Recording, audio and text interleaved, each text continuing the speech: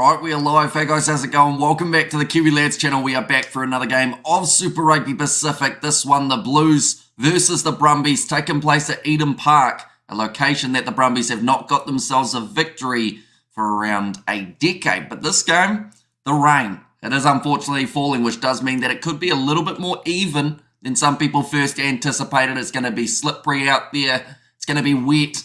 It's going to be a tricky game of rugby to get through. But looking through at the Blues starting lineup, they have stacked their side for this contest. Ofa Toangafasi, Ricky Riccatelli and Marcel Renata as the front row. Patrick Tuipulotu and Lachlan McWannell in the locking duo. Then Akira Ioane, Dalton Papali and Hoskins Atutu in the loose forward trio. Now Satutu going head-to-head with, it's going to be Charlie Cale for this contest. I feel like that is a head-to-head that could be quite an interesting one, and perhaps in the future may even see it at international level. Taufa Funaki at 9 with Harry Plummer slotting in as the 10. No Peter Feta, the starting lineup for this matchup. Bryce Heem and Rico Ioane in the midfield. Caleb Clark, Mark Talia and Cole Forbes as the back three. Then for the Brumbies, it is James Slipper, Billy Pollard and Sifu Kautai in the front row. Darcy Swain and Cadron Neville in that locking duo with Rob Ballatini, Jerome Brown and Charlie Cale in the loose forward trio. Ryan Lonergan and Noah Lolesio as the 9-10 with Tamati Tua and Hudson Creighton in the midfield. Corey Toole, try-scorer machine, Ollie Satsford and Tom Wright as the back three. The way that the table currently sits, the Blues are sitting in second just behind the Hurricanes. Then the Brumbies, they are sitting in third on the same amount of points as the Blues. That points differential definitely the difference maker for these two sides, both only suffering the one loss throughout their season up till this stage. For the Brumbies, it was an early game up against the Chiefs, and for the Blues, it was a loss to the top of the table Canes. And the chat we have got there, hello says Nov Mum and hi all and Hamish, and I says Singler Family, welcome in, and I says Amelia, stop George swearing on the Kiwi Lads Entertainment channel. Fun fact, you don't have to watch it, because if he is swearing, of course, like the way to stop him swearing is to not watch the videos that he swears in. And good evening there, Kiwi Lads, as always, let's go. So here's Blues, Nate. But like, trying to stop George from swearing is like trying to stop these Super Rugby players from playing a game of rugby. It's just unfortunately not really on the cards per se. But looking at the form, recent game won by the Brumbies. They didn't have a bye last week, but the week prior to that, they did manage to get themselves the win, 40 points to 16. Then for the Blues, they've been in some very good form, being able to put together a whole heap of wins ever since that game up against the Hurricanes. Who do you think is going to win? I think that the Blues should be able to take this game, but with the fact that there is a bit of rain falling, I feel like that gives the Brumbies a much better chance of being able to get themselves a victory here. So, it could be a very tricky game. I mentioned about it earlier on in the week. I feel like this game is either going to be a really high-scoring one between the two sides, or it's going to be scrappy and slightly ugly between the teams, but I think that we will see someone win the game. Probably, to be honest, with the performance in their first half, if they can put together the early momentum, maybe they can get the job done. They're just showing there Corey Toole already beating 22 defenders, 11 or 12 line breaks throughout the Super Rugby Pacific season so far. And we have got their Blues will win by 12 points, says David Latour. And Levi, you have just said a word that apparently George is not allowed to say. So surely that's not fair if you're allowed to say it, but George can't. And we have got there the emojis from Singler Family. And there as well, the most recent game for the Blues. They also had a bye last week, but prior to that, they did get themselves a big win over the Western Force, 50 points to 3. And George makes it more entertaining and interesting. Whatever content he put out, always fun and laughter. So here's Blues Nate there. Mark Talia, they are showing some of his stats. He's had 11 line breaks. He's had 450 metres gained, and he has scored 5 tries throughout this season. So him versus Corey Toole, that wing side, is going to be a very entertaining one. But do let me know your score predictions, ladies and gentlemen. David has said that the Blues will win by 12. I believe that is our only prediction in terms of a score at this stage. Ben O'Keefe will be the referee in charge of this one. Still a little bit of drizzle falling. It doesn't look like it's per se completely raining at the moment. Hopefully that is the way that it stays. The Brumbies have not won at Eden Park since a 20-13 win back in 2013. Now since then they have been close, losing by only 1 or 2 points along the way. George is the most entertaining person, bro, says Singler Family, and you do see plenty of them on that entertainment channel, of course. Now kicking off here The Brumbies going from a right to left, and we are now underway for yet again another game of the Super Rugby Pacific season. Lachlan McWenner having to throw that one away early on, but the Blues are still in possession. Bit of physicality coming from the Brumbies in the breakdown as well. Ball has gone backwards. Akira Ioane lined up early by the big man James slipping high ball as well. Says Simran certainly is. Other than the rain at Eden Park, that is one slightly downfall of this game. And interesting, Harry Plummer at 10 tonight, says Joe Webber. Yep, giving him that opportunity. Still got a stacked back line on his outside though. No Finley Christie for this match either. Actually going with Sam Knock off the bench with Taufafu Naki in the starting lineup. And go the Blues, says Robert V, and also 42-28 to the Blues. And 24-12 to the Blues, says Blues. Nate now Mark Talia cleans it up at the back. Starting to run forward. Tom Wright manages to make that tackle. Taufafu Naki back across to Lachlan McWenner again here. Early position for the Blues. The Brumbies yet to really get their hands on the ball too much other than a kick now. Caleb Clark out wide. Nice fend, but he's dragged down by Corey Toole. Does look very slippery out there on the field at the moment. Could lead to a few missed tackles. It's a good game to have a lot more of the possession in. And so slip and sliding isn't going to be a fun time. Says Simran, well, it depends on how you look at it. Like, the players are going to enjoy it when they're scoring a try. It was always a bonus when the in-goal was slippery. Got to slide in like you're a penguin, but I think that the handling error is probably the thing that's going to be more unfortunate. But then saying that, in every game that we've seen, even in the dry games lately, we've had 20 handling errors from both sides, like as in combined. The ball is still there for the Blues.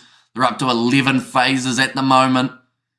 They haven't really been able to bust through this Brumbies defensive line as of yet, but just slowly and gradually making those extra meters. Hoskins Tutu passes it across to Marcel Renata. Around the side of the breakdown, here comes Patrick Tuipulotu. They're into the 22 now. Caleb Clark hurdles over the defence of Sefu Kautai. Ball is there still for the Blues, up to 15 phases.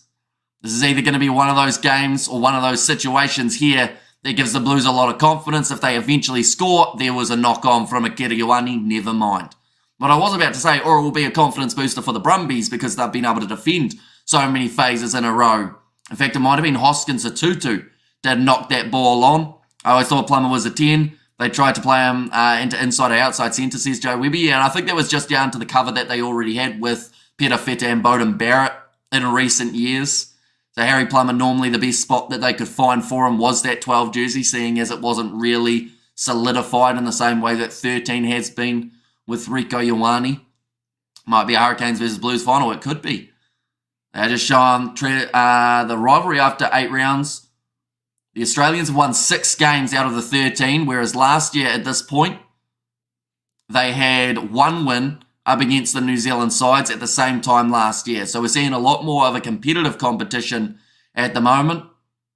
And then the full season totals, we have already seen the same amount of games won by the Australian sides. New Zealand would have to go, I think that was about 15 games in a row, or 17 games in a row to be able to match how many Australian games were won last year to not allow them to get more of them. So it just shows once again, competition becoming more and more unpredictable. Today when I was in town, someone came up to me with a small rock and said, "Psst, hide it," says Laser Lee. So the question, I guess, is what did you do? Did you hide it? The best way to hide it, I would say, is just grab that stone and bloody launch it. No, and then they'll say, why'd you do that? And, you know, they won't know where it is. You won't know where it is. It's well hidden. And hello, buddy Simran. A little bump and scratch from the footy game earlier today. How about you? How's works? And yes, Irish says Blues, Nate, that's going to be overthrown there. Enter before the throw, they have said. So a little bit of an accidental offside there from Dalton Pavali that does result in the free kick going in favour of the Brumbies. They aren't able to kick this one into touch. I believe we're going to see an up and under, which in these conditions could mean anything. Just boots it high for Noel Lucio just outside of the 22. That is a well-weighted kick, but Caleb Clark now trying to run it back. Tackled by Charlie Kale. Taufafu Naki goes back across to Ofatuanga-Fasi. Hopefully the bump and scratch isn't too bad. Did you win the game? I'm alright, not working at the moment since I'm back at uni now. And good morning, afternoon, evening all, says Grant. Welcome in, mate. You are keeping well.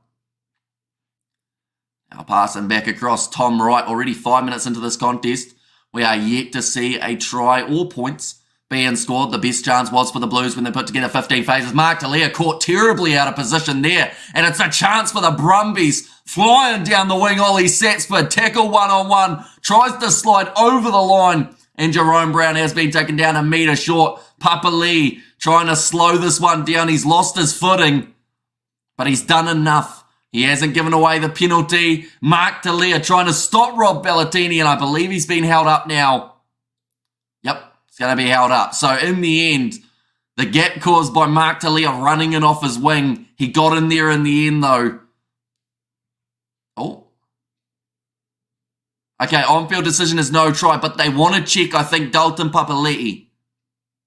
They want to see whether or not he was cynically in off his feet, which, to be honest, he was. He pretty much just went in there and held that ball as long as he could so that the Blues defence could get back. Are they checking it? That is the question. And we have got there just walking, Amy. How are we? Let me have a cuppa first to claim the nerve. Says Spider Mick. I hope you are enjoying your walk. Wait, so you're walking and drinking coffee at the same time, I assume? Bit of multitasking. Ollie Satsford thought about going for the offload. He threw the ball back, which is completely fine. I believe. They're just checking. Oh. Okay, he's hit him on the shoulder. He's hit him there.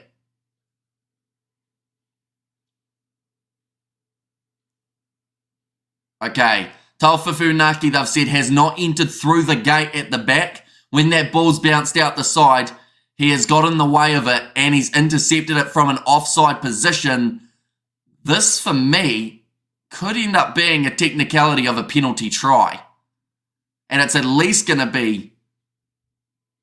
Yeah, they're going to give him a yellow card here, Taufafunaki, so they may have stopped the try initially, but because he was offside, did not get behind the hindmost foot, he will now be off the field for the next 10 minutes. It is a penalty try to the Brumbies and a fantastic way to start the game. Definitely because we've seen much more attack coming from the Blues throughout the early stages.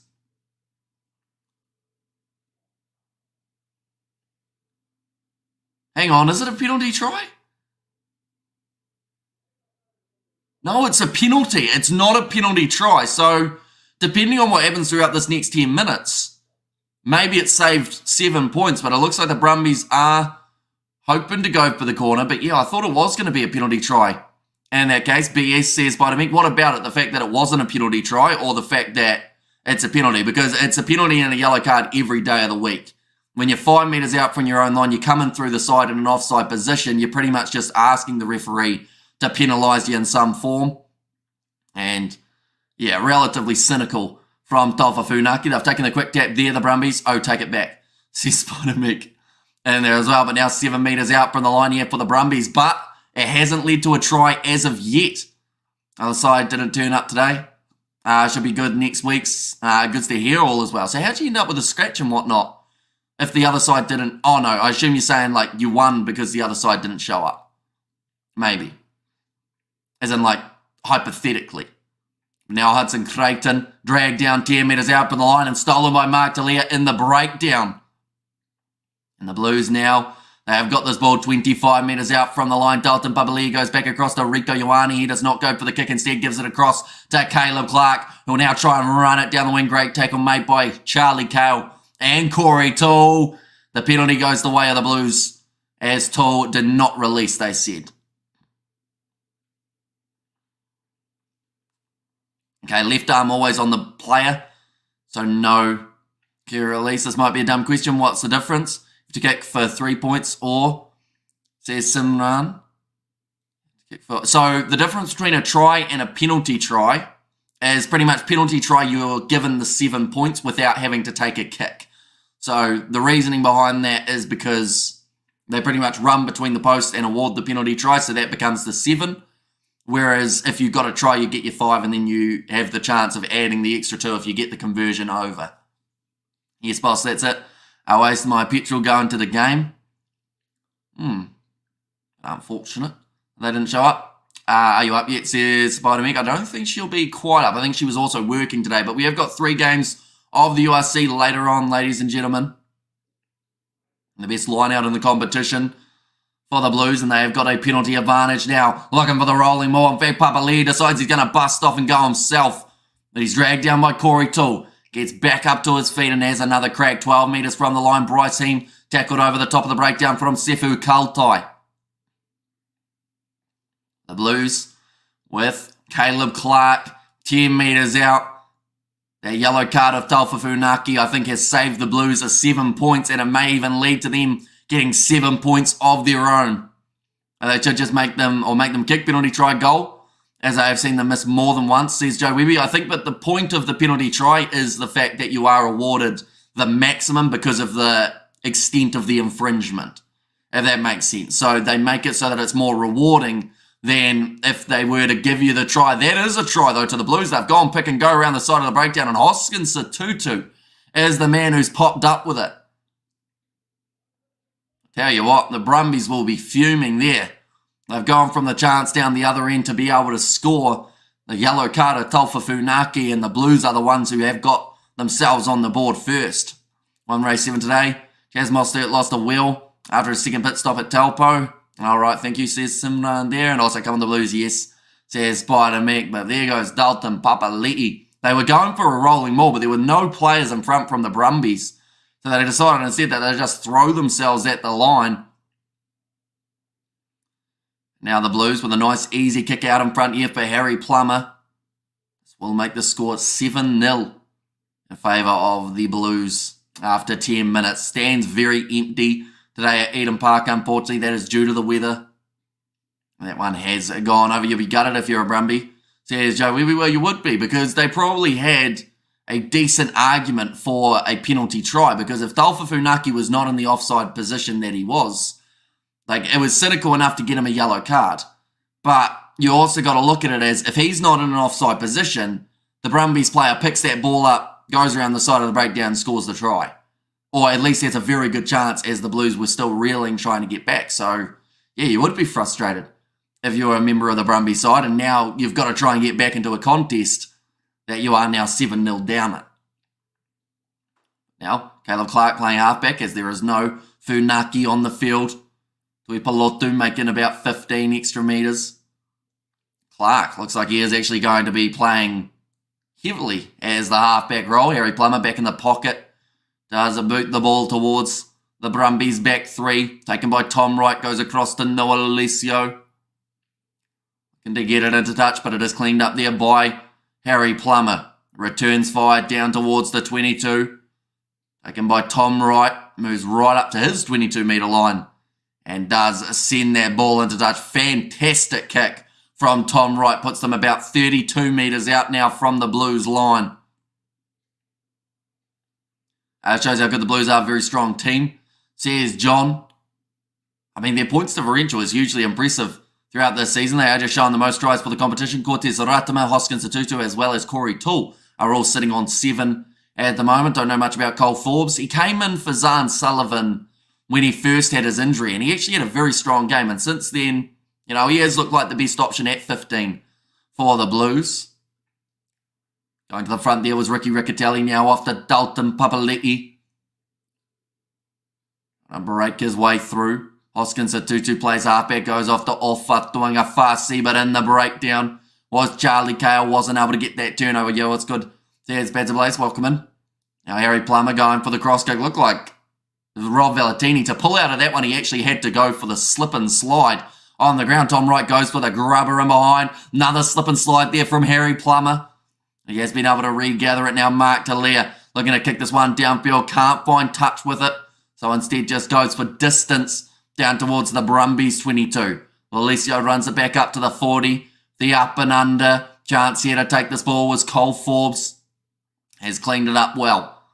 Blues doing well in terms of their possession throughout this game. Not allowing the Brumbies to get too much of the ball now. Darcy Swain makes the tackle. Being told to use it. I don't think we're going to see a box kick here from Caleb Clark. 3, 2, 1. Oh, playing the ball on the ground there from Caleb Clark. But, yep, they're going back for the penalty now. Ben O'Keefe realised Caleb Clark pretty much lying down on the ground when he played the halfback role. And the hands in the ruck. So they did actually get the countdown there. They were told to use it in 5. And then they got the 5-4-3-2-1. And it was about to be a scrum to the Brumbies for an unplayable ball. Something that we haven't seen too much of throughout the Super Rugby Pacific season. Blues, says Bavani and Lions Bulls. Says Bavani there as well, but now Nololisco kicking this one towards the touchline. Should mention there is another game taking place. Yeah, that's really bad from Caleb Clark. Lying flat on his belly. Does flick that ball back. Brumbies lineout is actually sitting 9th in terms of the red zone being able to score tries throughout this season. It's going to be thrown in though, nicely taken by Cadron Neville now going to the short side. Seems like a massive risk, and Billy Pollard has dropped that ball, running out of space, and now the ball is there for the Blues. Look like Harry Plummer is now going to be the man playing halfback, goes across to Patrick Tuipulotu just to create that angle, and now Clark again will be playing the halfback role. Puts it back into the pocket. And Harry Plummer does get that ball in touch, but they will go back for the original scrum. Now the Blues, they will look to win this penalty, seeing as they are only about 7 metres out from their try line. Yeah, just not much space to work with there, Billy Pollard. Tackled by 3 men was Plummer. Is that a legal thing from the fly half? Auckland knee might have been down. I've been noticing that a lot more. It seems to be something that they aren't refereeing as much as they used to. We saw it in the game between the Fijian drawer and the Hurricanes, how the Fijian drawer had his knee down, or the Fijian drawer player, I should say, had his knee down, and then the ball was ripped from him, and they said, nah, it's fine for some reason. So I feel like that's just one of those rules that maybe is being interpreted in a different way now prior, or compared to prior to the World Cup. And Blues win Super Rugby by a street, says Bavani. Now Caleb Clark feeding the ball in here. Oh, he's gone too far. And I think they missed the hook someone else, or I think there was an extremely long leg of Ricky Riccatelli. Had to try and flick that one out the back door. Now 10 metres out from their own line here, the Blues. Only 30 seconds remaining of Taufa Funaki's yellow card. And at this point, it has not cost the Blues. If anything, it's benefited them. They've been able to score themselves the try to now sit 7-0 up. Now Rico Ioane going to be the man playing halfback. Goes back to Harry Plummer. And this time, he does kick it into touch yet again. And now with 10 seconds remaining, it means that this will be the Brumbies' last chance. While the Blues are down to 14, they have to make the most of it. Oh no, Funaki's coming back on. The 10 minutes has just finished. In fact, Ben O'Keefe, I don't think, realised he was making his way back out onto the park, as he was just about to play that line out. Now, going to be back on for Taufa Funaki. Has not cost the Blues. They definitely do not want to be infringing 5 metres out from their line again, though, or else they may find themselves going to the bin. Now they've gone to the short side. Taufa Funaki caught out of position, but he recovers and manages to clean that ball up. The Blues now in possession 2 metres out from their try line. A very important ball to be able to get. And those 10 minutes went by very quickly. They certainly did. I now know the Sevens pools, says Ranjita. Yeah, they actually announced them after the game yesterday when we were asked about them, which was quite interesting. They've been told to use it in 5 for Taufa Funaki. Does look to put this one into touch, and yet again does find the touchline down towards the 22. No worries, Hammy. Blues can still play 10, still win, says Spider Mech. I mean, I like the confidence. Playing with 10 is something we haven't seen in a little while. In fact, I don't think we've seen a side get down to 10. We saw a side get down to 12. I think that was actually England that I can remember the last time we saw a side play with 12 men on the field. Now it's going to be a bit of a loose ball there. Knock on first from the Brumbies, then from the Blues. So it is going to be the Blues scrum 22 metres out from their line. Adrian Neville just not quite able to slap that one back.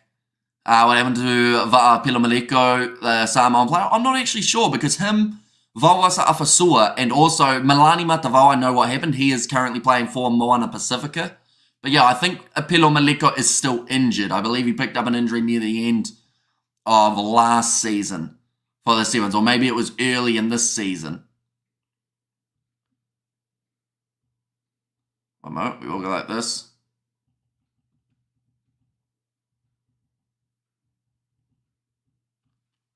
we go. Keep it up, Blues go wide. Says Blues, Nate. 74% at the moment in favour of the Blues for the possession stat.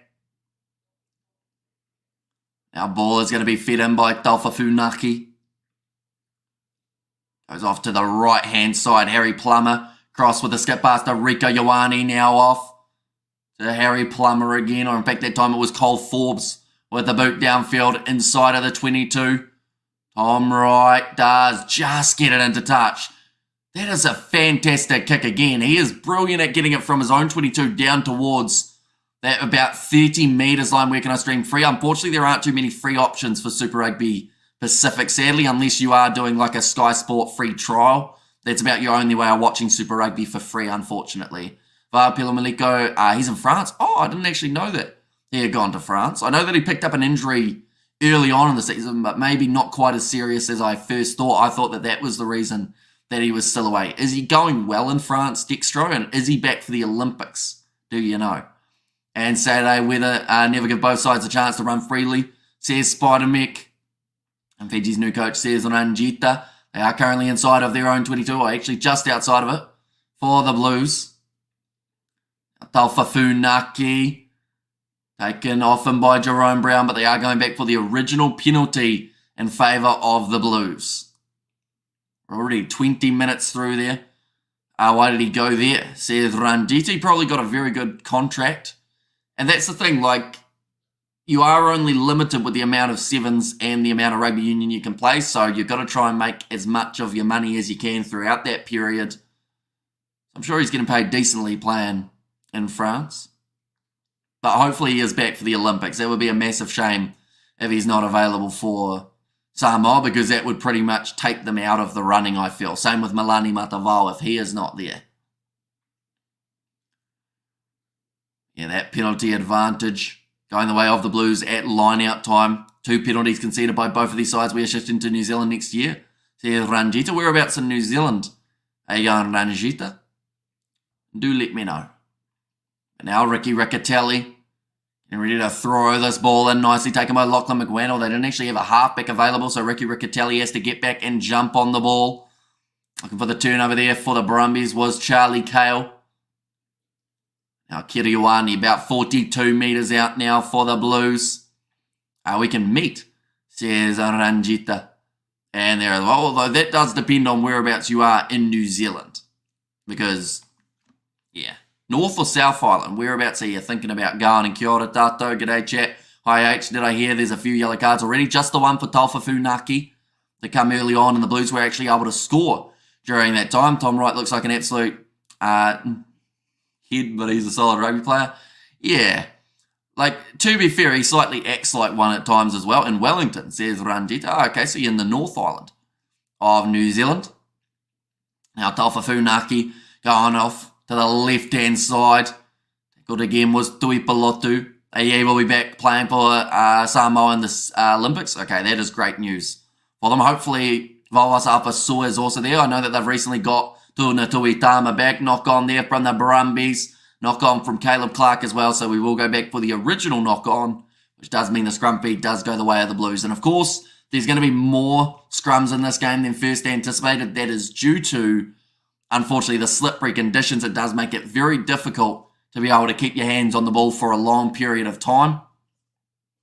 I feel like this one, at the moment, in terms of the odds, I know that the Brumbies come in as heavy underdogs. That is fair enough, seeing as they are the away side and also have not got themselves a victory at Eden Park in 10 years. I think 2013 or so was the last time that we saw themselves get a victory in Auckland. They're just showing that the Brumbies, they normally struggle, the Blues normally struggle to score tries in the last 20 minutes of a game. They're actually the second lowest in the whole competition for being able to score late. Whereas you look at the Brumbies, they are normally a lot more clinical. They are 6th ranked. It's actually quite interesting. The Brumbies are 10th, 9th, 5th, and 6th in terms of the overall rankings for points scored per quarter. So they aren't exactly lighting the world on fire in those stats, but at the same time, they are sitting 3rd on the overall table. So they know how to win games by just enough points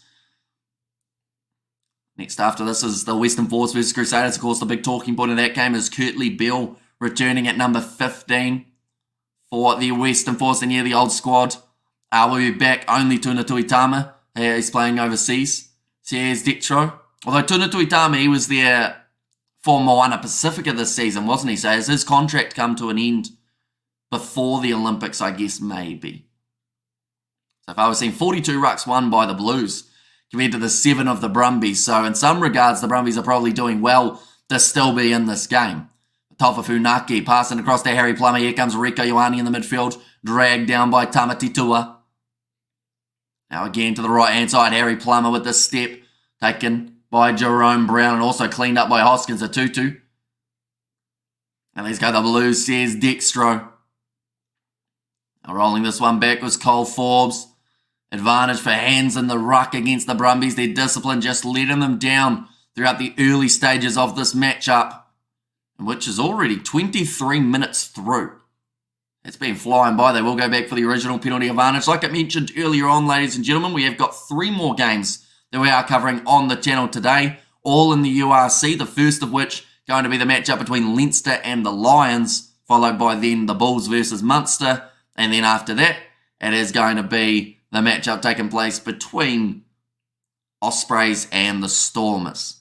So emotional Fiji versus Canes, 38 points to 15. Says Savanatha. Yeah, that game didn't quite go the way that a lot of people anticipated. Like, people have labelled it, I know that this sounds harsh, but they labelled it as one of the least deserving bonus points of the Super Rugby Pacific season for the Hurricanes. But at the same time, we've got to remember they had a very good first half. They were able to get themselves to 21 points there.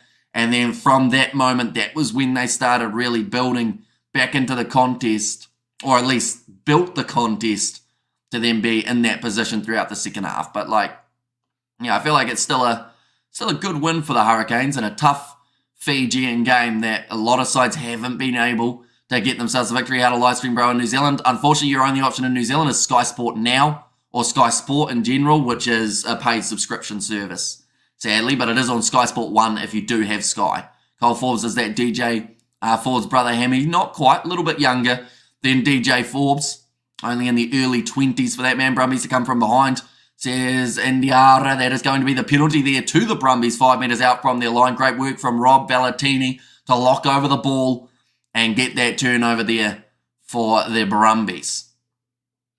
I believe frustrated about it. Still, the rain does fall at Eden Park. It's going to be a relatively wet contest between these two sides. Just looking at the odds again, the Brumbies currently sitting at about $8 underdogs, which, to be honest, is about what you expect. I haven't watched any UK rugby. How does it compare to Super Rugby, says Pete D? It's very entertaining, the URC. Like, the biggest problem, of course, is the fact that the time zones for us here in New Zealand are awful. Like, that Leinster versus Lions game is taking place at 1 a.m. The next game after that is at 3:10, I think. And then the game after that is going to be at 5:15 or somewhere around there. So it's going to be a late night for us, but it's going to be overall some pretty good rugby. Like, there's been some very good games in the URC, and it just depends on the style of rugby you like to watch. I would compare it a bit to Super Rugby, whereas, you look at something like the top 14 and it's a completely different style. The URC still has a similar base, and maybe that is because it has got the South African sides in there.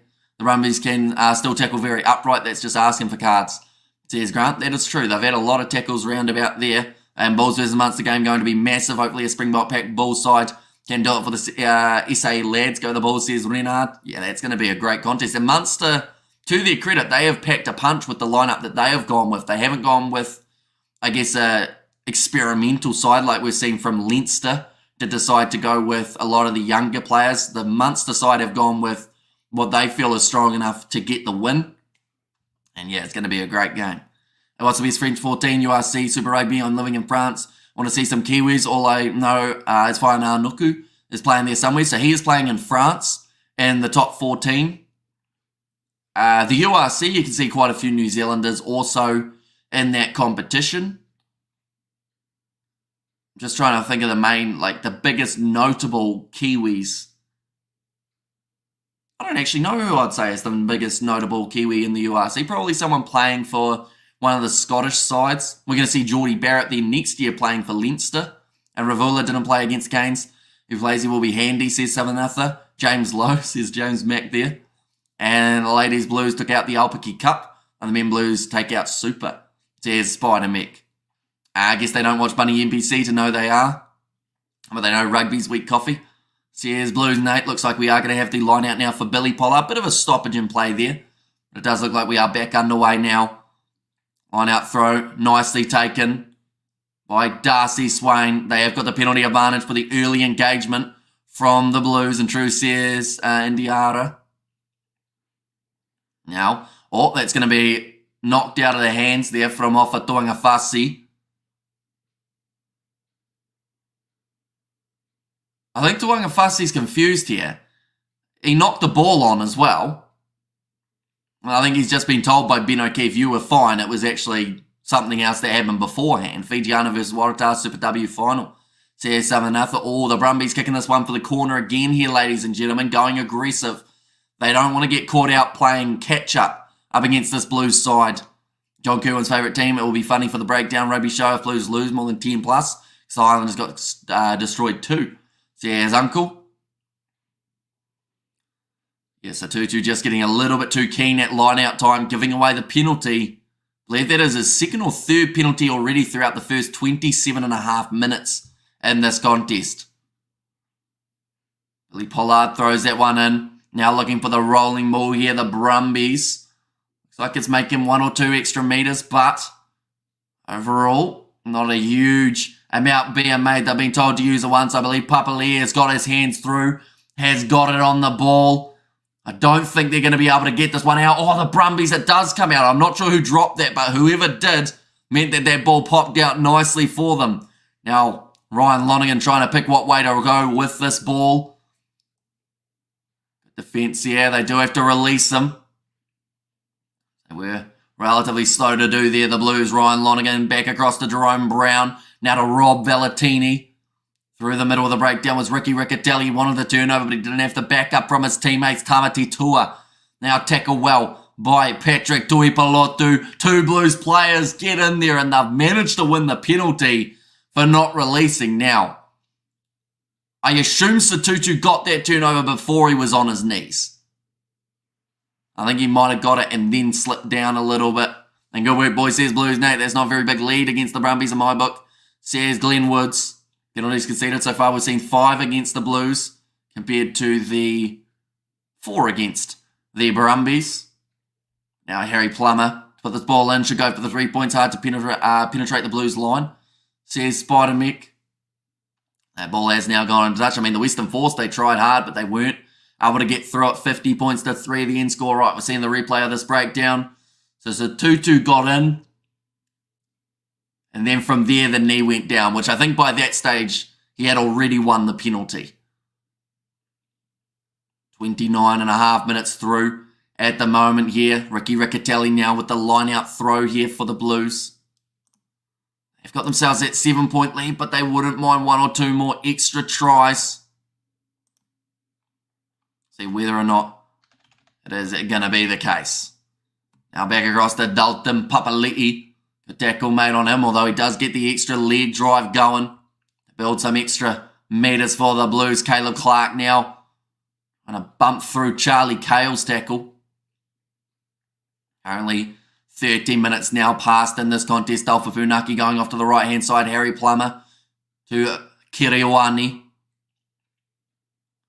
It is something that the Blues have done well so far throughout this game, is their possession. Alpha Funaki going off to Lachlan McWannell. Trying to get in that breakdown was Tamati Tua, but isn't able to get that turnover. The ball goes through the Blues backline. Out wide now to Cole Forbes. Has marked the lead. In fact, it was Hoskins. A 2-2 on his outside with him. Decides against it and goes by himself. And Brumbies make Glenwood's not Highlanders. There's the Blues, Nate. Now sitting 5 metres out from the try line. Akira Ioane getting closer. That is a knock-on from Tuipalotu, but they are going back for an original penalty for not rolling away against the Brumbies. Now the Blues have a decision to make. Do they want the 3 points here, or do they want to go for the 7? If I was them, which I'm not, I would argue that the corners, or in fact, no, you'd probably say scrum is the best option here for the Blues. Is that what they're going to do? That is what they're going to do. They're going to go for the scrum here. And 7 says Spider Mech. And at this stage of the competition, of course, the Blues are playing a little bit of catch-up with the Hurricanes, who are sitting 8 wins from 8. Every bonus point that the Blues can secure for themselves from here is going to be very beneficial. I reckon the Chiefs will verse the Hurricanes 3 times, like they did with the Crusaders last year. Says Uncle.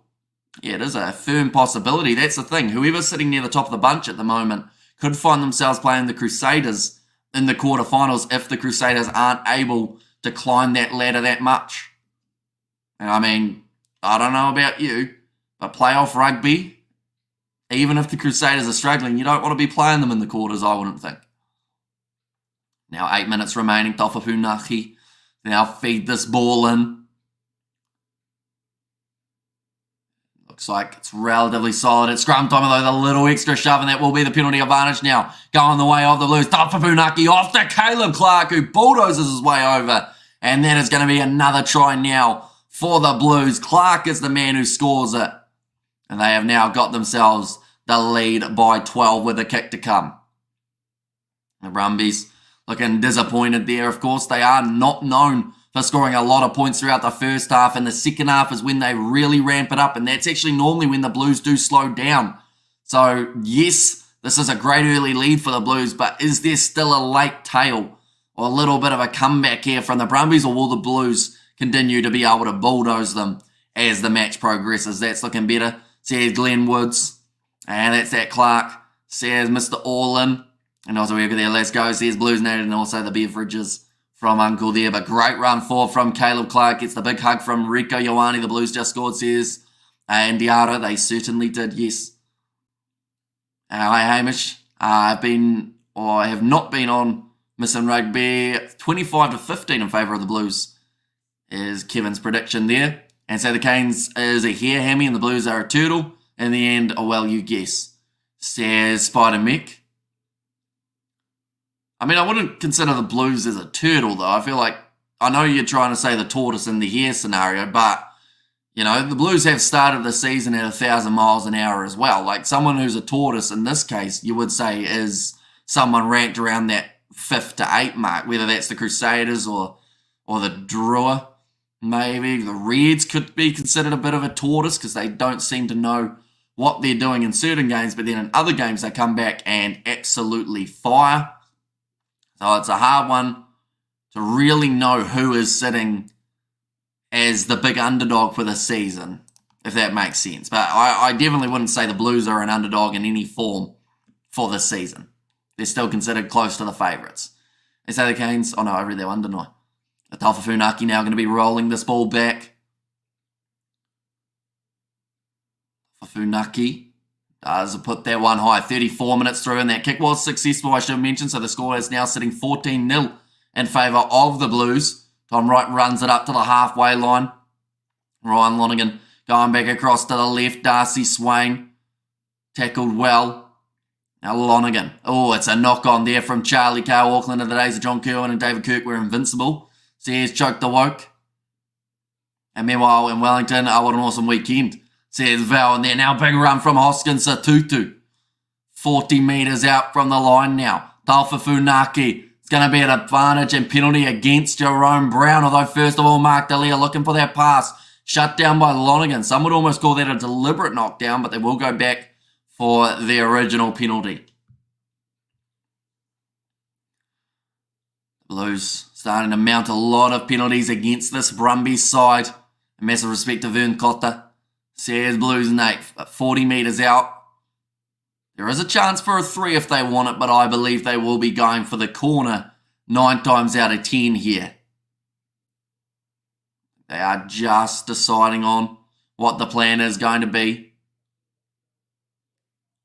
Okay, they're going to take the 1 out of 10. They're going to go for the 3 points here. Big call, but that might work. Morning Hamish just back from fishing, got 3 small tuna and a queenfish. I didn't even know a queenfish was a thing. I know a kingfish is a thing, but I didn't know about a queenfish. Now for some rugby, go the Blues, says Joss. And when is Perifera due back? I think it's It's not too far away for Perifeta. I could be wrong, but I think a couple weeks. Someone will have to correct me there. I'm not sure of the severity of his injury, but I thought I heard that it's not going to be keeping him out for too long. Man, they're finding that gear again before the bye, Hamish. Brumbies defence being solid. So here's Mr. Orlin. Now 20 seconds here for Harry Plummer to line up this kick. It's going to be about, I'd say, 41 metres out. What about Finley? I'm not sure about Finley. I thought they were just resting him for this game. To be honest, I didn't realise there was an injury there, but there could be. Harry Plummer to take this kick, and it's coming round quite nicely, and it has gone over. So that is going to make the score now 17-0 in favour of the Blues. And Blues, I know I read that one, and Queenfish are in Queensland. There's a Glenwood. What about Queenstown? Could be as well. Other than Queensland and Queenstown, is there anywhere else other than, of course, Queens in America that has Queen in the name? There we go. That's a bit of a trivia question. And I won't be able to tell you if you're right or not because I don't know the answer. But now only 22 metres out from their line here, the Blues. Tafafunaki going to be rolling this ball back. He's being told to use it. Beto Keefe's being very strict. He said 5 seconds. If you don't use it, I'm going to give the ball to the other team. Tom Wright. Oh, a little bit of a slip there, unfortunately, in these wet conditions. That can be expected. The Brumbies, they've got 2.5 minutes to get onto the board. Start mounting a bit of a comeback here. Nice run from Charlie Cale down the wing. Lonergan goes back across to Cadron Neville. In fact, this time it's going to be Darcy Swain. We have a Queenstown in the Eastern Cape, I believe. There's Joss Pike. There you go. A little chip in behind. Tom Wright might have been foot tripped there. Unless he just tripped over his own feet. But now Cole Forbes will be kicking this one back downfield. I recently bought a book on Dan Carter. Titled Dan Carter 1598. Cost brand new. I recommend to you. Says Kevin there. But that is a drop ball from Ollie Sats. But it may have gone dead. It means that another mistake. And this gives the Blues the opportunity 5 metres out from the Brumbies line with a scrum here. Yeah, it's an accidental foot trip there from Bryce Heem. Probably still, it's still probably a penalty, to be honest, but then the mistake made by Ollie Satsford, but cost $70. Jeez, Dan Carter's making a bit of money, isn't he? 1 minute remaining on the clock. Unlucky Ollie's still the man, though, in Hawke's Bay jerseys. Says Blues Nate, and 17-0 looks a lot better. Our Brumbies are dangerous if the scoreline is close. Come on, the Blues. And also, that's a shocking knock-on. Says Grant there, but 1 minute remaining. Chance here for the Blues again. You make hero, you pay. Says Spider Mick.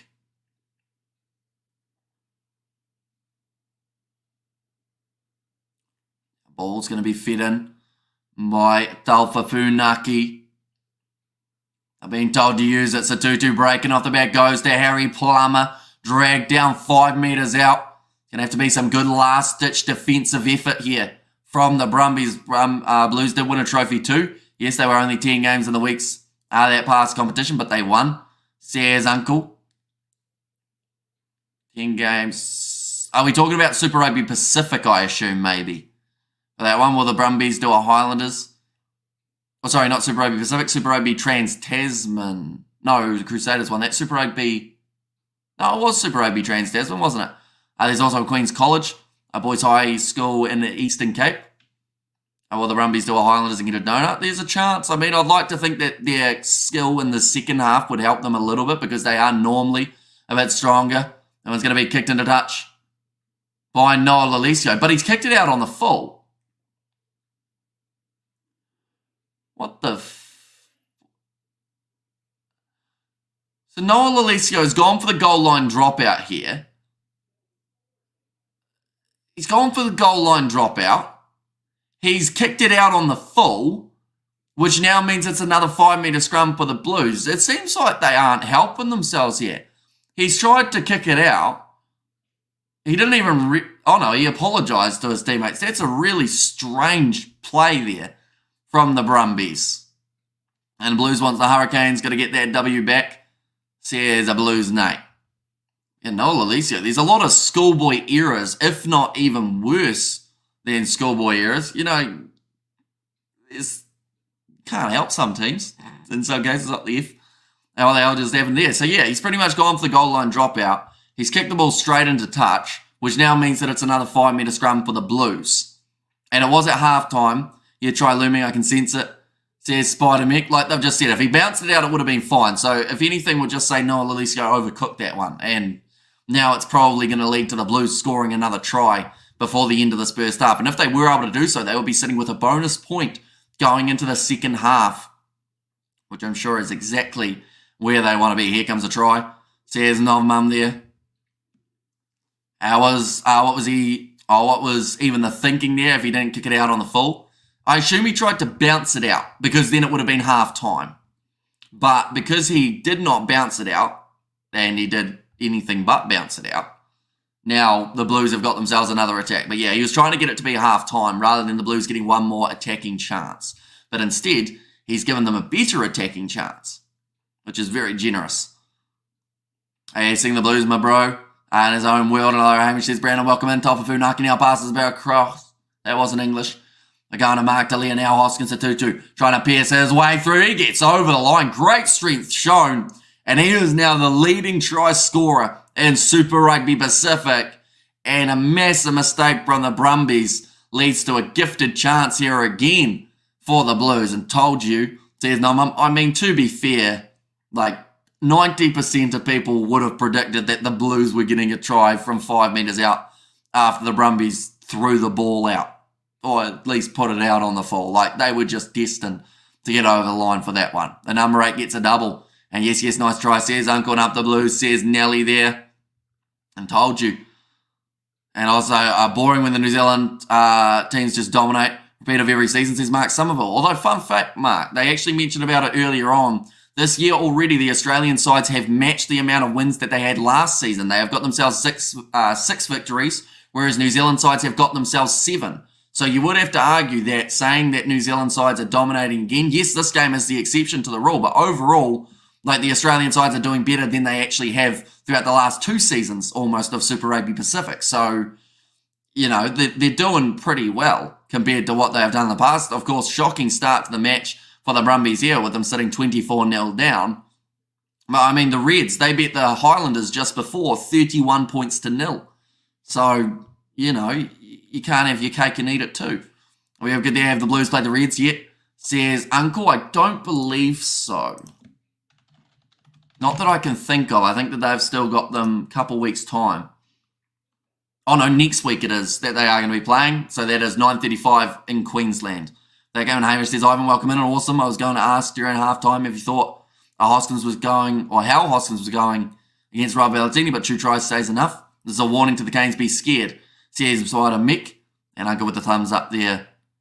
And the chat as well. And well, the Brumbies are doing their best not to win this game, says Grant. And yeah, to go from their last contest, which was, of course, 2 weeks ago when they were able to get themselves to win 40 points to 16 over the Brumbies, there's a big change. So I want Clark Dermody to be fired, says Jordan.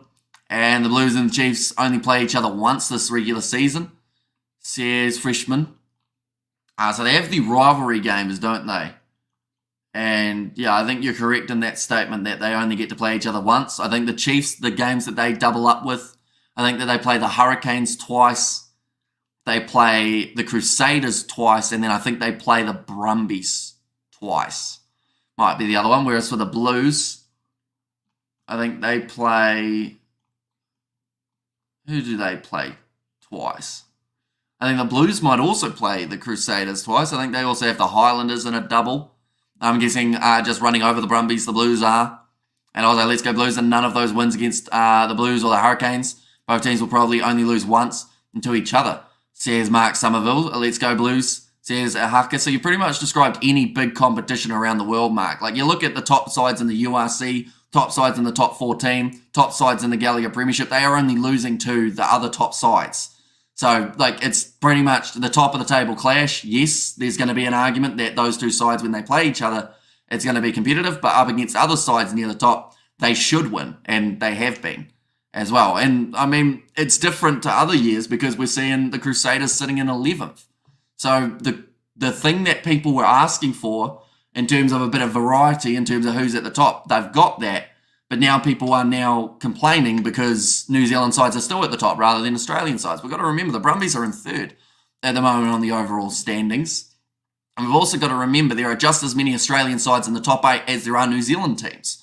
So as long as they're there in the quarterfinals, there's a chance that they make it further. Like, this is just the technicality stage of who's going to be in that top 8. You know, the Tars are 1 win away from bumping up ahead of the Fijian Drua and Moana Pacifica. The Highlanders, they are 1 win away from being able to get up a little bit further as well. Canes had to play both twice. Says Freshman, and Let's Go the Blues, says Ahaka there, and Worcester Blues gave them 0 for the Highlanders away, says Ivan. And also Lions and Leinster tonight, let's go Kiwi lads. And that is, of course, the first game of the URC that we are going to be covering on the channel. Alongside that, we have got 2 other matches of the URC. Are you streaming the Crusaders Force? We are not, no. With the 3 games of the URC, that is the game that we're going to just watch and enjoy.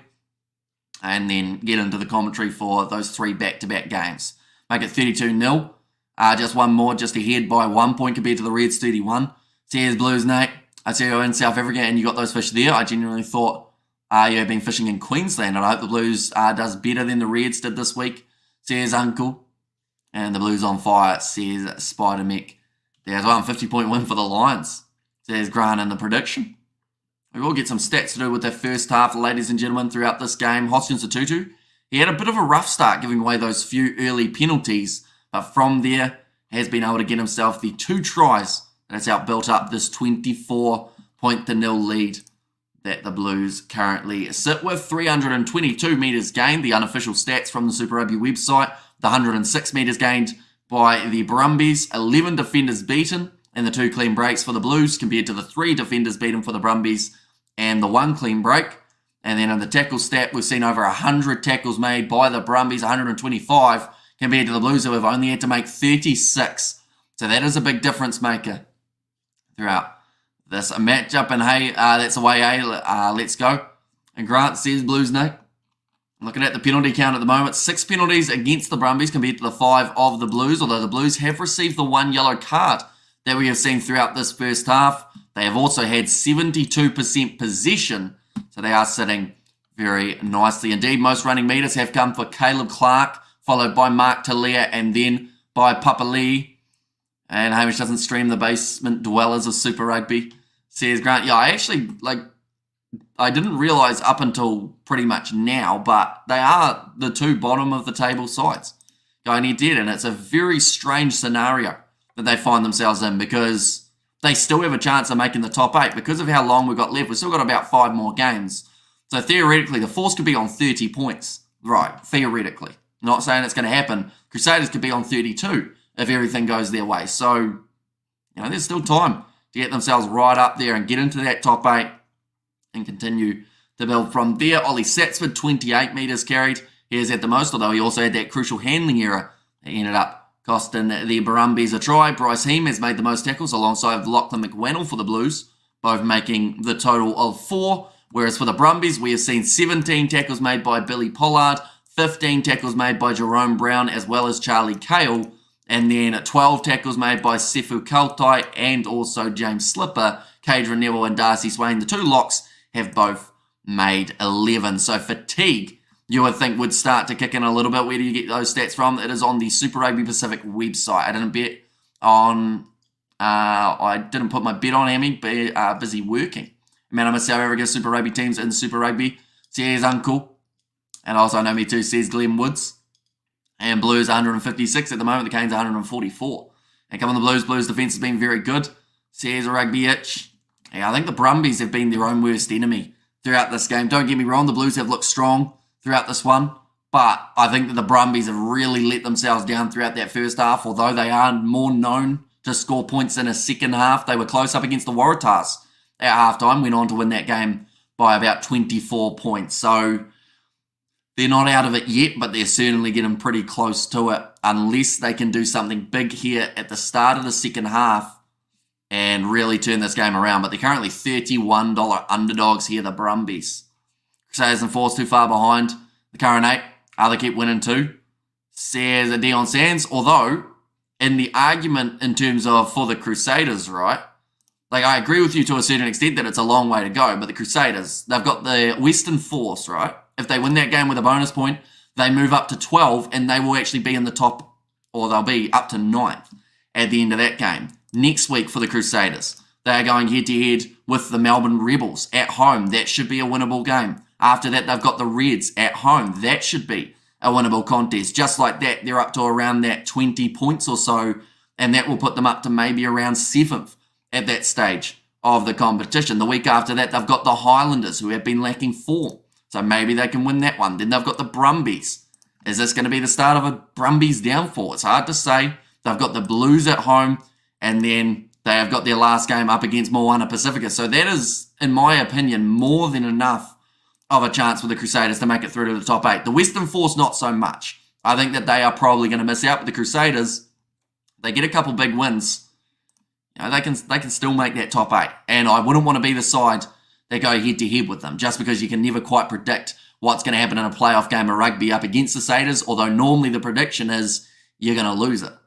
If the Blues try from here, it's all over. Says Spider Mech. And sorry about the tardiness. I've been on special ops in Mozambique. Says Fluffy. No worries. Fluffy there. You still got a lovely profile picture on you, of course. Yeah, the Brumbies, $31 underdogs, like I mentioned. They need to score some quick-fire tries in the second half, or else they will find themselves in a little bit of trouble moving forward. Crusaders don't have a chance. Let's be honest, says Daniel Cox. See, I still disagree. I feel like the Highlanders still have a good chance of making the top 8 if they can find that form that they are lacking. And the Crusaders, I still feel, can make the top 8. We've got to remember, like I mentioned, they are still one game behind these sides. If they win their game up against the Western Force with a bonus point, they go above the Waratahs and they go above the Highlanders. And then they'd only be 1 point away from the top 8. And with some of the games that they've got remaining, I don't think it's impossible for them to make up a few of those extra points and possibly continue to build themselves back into the season. So, you know, is it likely? Maybe not so much, but is it doable for the Crusaders, who have had their worst start ever to a season? Like, yeah, it's still possible. And no one wants the Crusaders in the top 8, let's be honest. And I think that is something that has also impacted people's opinions, is the fact that it's not so much that people don't think they can make the top 8, it's that people don't want them to make the top 8 because they want to see someone else win the Super Rugby Pacific competition. And that is fair enough, but, like, in terms of their record, like, let's say theoretically they lose to the Western Force tonight, I would say that it becomes a lot more challenging to make it to the top 8. But we've still got 5 rounds. There's still 25 points up for grabs. And there's a lot of indecisiveness in terms of which sides are actually going to make it far in this competition outside of maybe around that top 4. And they'll make the top 8, says Fluffy. I agree, Hamish, it's possible. And Crusaders and Highlanders don't have a chance because their coaches are so stupid. I mate Jamie Joseph, head coach, says Jordan. And also Brumbies are tonight's version of the Highlanders, says Jason Hamilton. And Satyrs only play for pride, says Spider Mech. And also, I'm a gorgeous wolf, says Fluffy. And then no one wants the Crusaders in the top 8. Exactly. So, yeah, that pretty much puts on to my point of people, I think, still deep down think the Crusaders can make the top 8. It's just they don't want them there. And that's fair enough, because any time the Crusaders have been in the top 8 in recent years, they've got the title. And a lot of people want to see the fresh face of a new side being able to win a Super Rugby Pacific competition, whether that is the Chiefs, who have been close, but yet they have been knocked out by the Crusaders multiple times, whether that's the Hurricanes, who've had their best ever start to a Super Rugby competition, or is it going to be the Blues, side that are trying to find that 0-3 form, get back at the top of the mountain, and they've probably got the best squad that they've had in a long time to be able to do so. Or there's also the other side of things. Could it be an Australian side that managed to win Super Rugby Pacific? That would be an unpredictable one, but it would also mean that the Bledisloe means that a little bit more this season. It would mean that Joe Schmidt has a lot more talent to be able to select from, and the same can be said for Scott Robinson. We have got there, what if Brumbies lose? Or will they be at the top 4, says Sevenatha. Well, the good news for the Brumbies is they can't actually lose points, so they will still be in that top 4 and they will actually still be third at the end of this round, ahead of the Rebels, Chiefs, Reds, Fiji and Drua, and Moana Pacifica in terms of that top 8. The biggest climb that we can see from here is, in fact, this game, in terms of overall, it doesn't change anything on the table other than the amount of points that these two sides have. For the Crusaders and the Western Force, the Force can go up 1 ranking. The Crusaders have the potential of climbing up the 2 if they are able to get themselves the win. So that is where the ground can be made up. New team will win, says James there. And also they have won the comp enough, says Daniel Cox. And there as well. But still half time in this contest. The best Crusaders played this year was the second half versus the Chiefs in round 1. And they need their injured players back like Scott Barrett. And yeah, a lot of people do underestimate like the amount of impact that the Crusaders camp has suffered due to the players going overseas, due to those injuries that they've got. You know, if some of those guys start returning, who knows how they finish their season. But once again, they are a side that a lot of people want to see do badly, and they've had that so far throughout the season. It's just whether or not it's going to be the case going forward. An Australian side winning. I like your joke, says Katzenell. I mean, we've seen a fair few underdogs getting themselves victories throughout the Super Rugby competition. You just got to look at last week. All 4 underdogs in the last round were able to get themselves the victories. So it only takes 3 performances from one of these Australian sides once they get to the playoff rugby to be able to somehow become Super Rugby Pacific champions. And then if that happens, I know that there's going to be a lot of angry people that maybe even would say, oh, we wish the Crusaders had won it rather than an Australian side. How long since the Brumbies won Super Rugby? They got 1. Combined with the Blues, these two sides have got 5 Super Rugby titles to their name. But it has been quite a while since the Brumbies got themselves a Super Rugby title. Brumbies, one moment, Super Rugby title. The last time that they won it, they've reached 6 finals and been crowned champions on 2 occasions.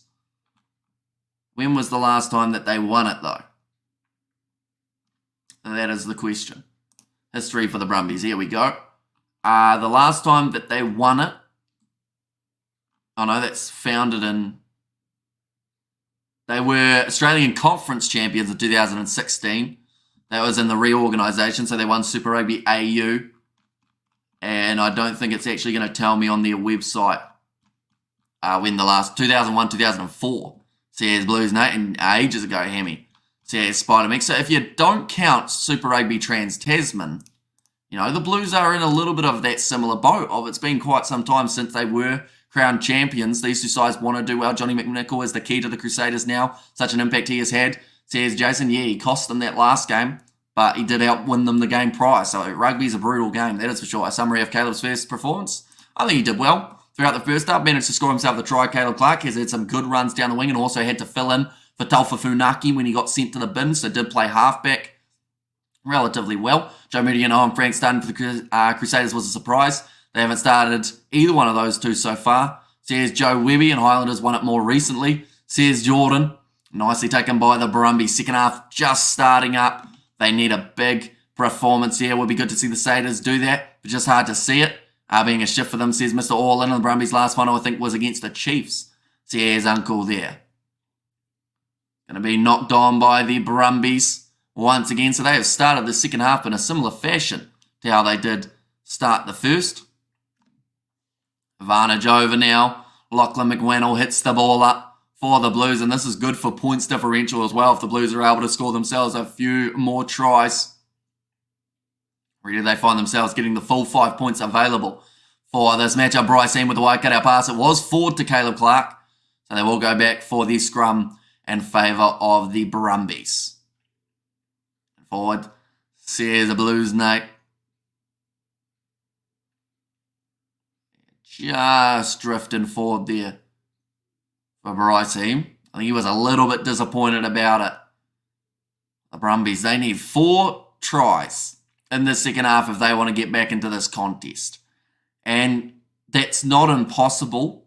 I believe we saw them score around those 4 tries up against the Waratahs, but it's whether or not they can stop the Blues from being able to score their tries, because if the Blues get 1 more, I would say this game is done and dusted. Whereas if the Brumbies are the first side to score, it's just very hard to know how this game's going to finish. Both sides have strong benches for this contest. AJ Lamb coming off the bench, Angus Ta'aval, Sam Derry returning for the Blues, which is great to see. Kurt Eklund, Sam Knock, Adrian Choate. Some very handy players there. There's going to be another scrum reset. Too much movement, says Ben O'Keefe. Off the bench for the Brumbies, we see Jack Debringzini. He had a winning kick at one point last season, I believe it was. Harrison Goddard's there. Luke Raymer, Tom Hooper, Nick Frost.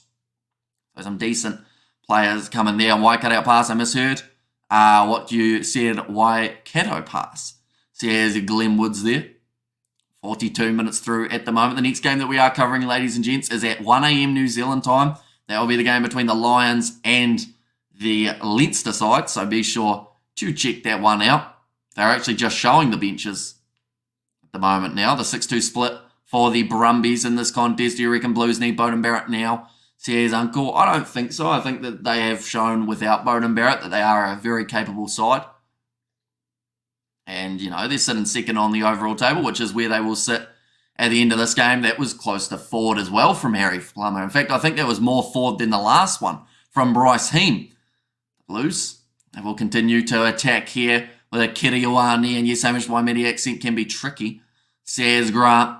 Now back across Harry Plummer, going to offer Tuanga Fasi. If the Blues gone better without Christie. I honestly do think they've gone probably decent, but then saying that, Funaki hasn't lit the world on fire in this game either. He's had some good moments. He also got that yellow card, which did save a try. We've got to remember that was very close to a penalty try for the Brumbies, and how different could this game have been if that is how they started it. That is going to be another penalty going the way of the Blues for offside against the Brumbies. Pretty obvious when they play the next North versus South Rugby match.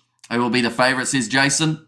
When it's a URC Lions game tomorrow morning, it is at 1 a.m. New Zealand time, so I believe that's either 2 or 3 p.m. for you guys in South Africa and in the Northern Hemisphere. As Cole Forbes on the bench, he is in the starting lineup. He's at 15 for this match.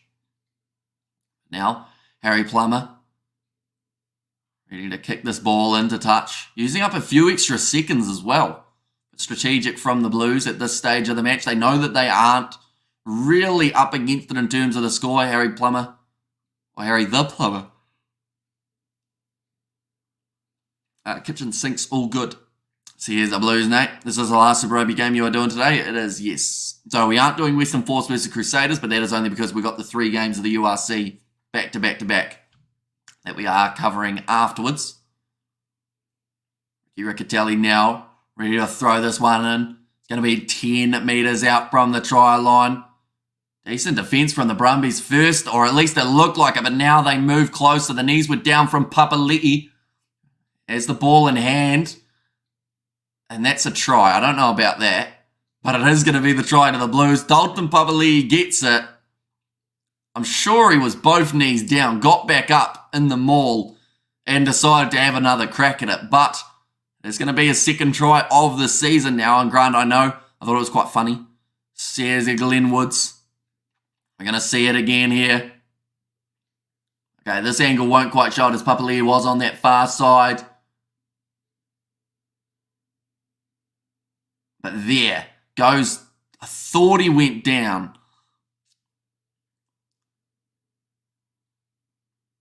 Okay, we're not going to see it from that angle. Game's turning me off. Says Mr. Orlin. And Isaac Cole Forbes is also my friend. Says Daniel Cox. And if the Blues try from here, it's over. Says Spider-Mick, and they have done just that. Hamish, when are you going to start your own Super Rugby franchise? Because the Kiwi lads playing their home games and Mordor. I hardly have enough money to pay for Super Rugby, let alone a Super Rugby franchise. So, yeah, it's probably not going to happen anytime soon. Hamish has given me the pox, sniff, snort, cough. Says Fluffy. Now 46 minutes in. Someone wearing Blues undies. The Blues trying to recreate the red score from last night. It seems that way. If this kick goes over, it would be 31 points to 0.